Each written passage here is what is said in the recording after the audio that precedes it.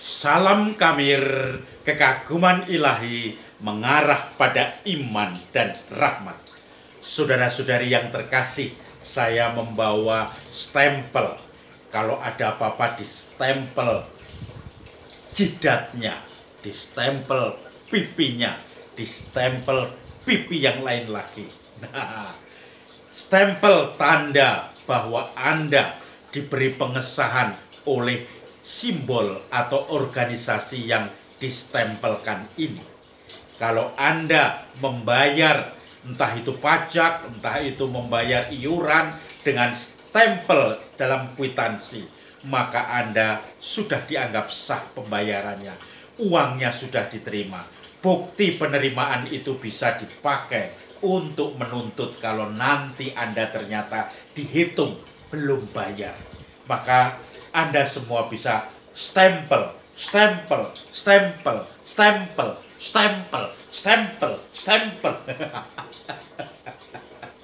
Ini, apalagi kalau Anda menjadi pengumpul keuangan untuk masyarakat umum, maka Anda pun harus dilengkapi dengan stempel ini. Saudara-saudari yang terkasih, Injil hari ini pun bicara tentang pemungut cukai. Matius yang dikenal sebagai pendosa karena pemungut cukai dan kemudian dipanggil oleh Yesus, "Ikutlah aku," ketika Matius duduk di rumah cukai, dan Matius pun meninggalkan segala sesuatu termasuk stempelnya untuk mengikuti Yesus.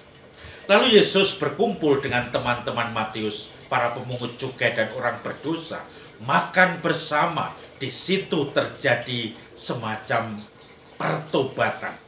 Maka orang-orang Farisi, orang-orang ahli Taurat, pemuka-pemuka yang merasa dirinya lebih hebat, yang mengecap mereka orang berdosa, kemudian mereka mengatakan, "Mengapa gurumu makan minum bersama orang pendosa, pemungut cukai?" Karena pemungut cukai pada waktu itu tugasnya mengumpulkan pajak-pajak dari pribumi orang-orang Israel, Yahudi, disetorkan ke penjajah Romawi. Dan tentu saja para pemungut cukai biasanya memungut lebih, walaupun sudah digaji, tetapi masih memungut lebih ekstra untuk kepentingan dirinya. Maka jangan heran kalau kita mendengar tukang-tukang pajak, penarik pajak sekarang ini menjadi tersangka, karena memang kadang-kadang seperti Matius ini yang terjadi, penggelapan pajak, sehingga orang itu sungguh-sungguh mencari keuntungan sendiri. Saudara-saudari yang terkasih, dicap orang berdosa, tetapi Yesus justru membela mereka dan mengatakan, "Aku datang untuk menemui, membebaskan, menyelamatkan orang berdosa. Bukan orang sakit yang membutuhkan tabib, dokter, tetapi orang sehat." Kebalik, bukan orang sehat yang membutuhkan dokter, tetapi orang sakit. Ingat itu semua.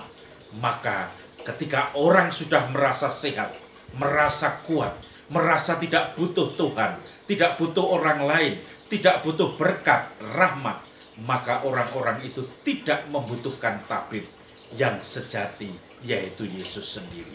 Tetapi ketika orang-orang itu merasa belum sempurna, merasa diri lemah dan berdosa, merasa diri sakit, maka dia butuh tabib sejati, yaitu Yesus, yang mengampuni, yang menyembuhkan, yang menyembuhkan, membersihkan luka-luka pada bilur kita, yang kemudian menguatkan lagi, membalut kita, menggendong kita ketika kita jatuh lemah dan tersingkir, tersungkur.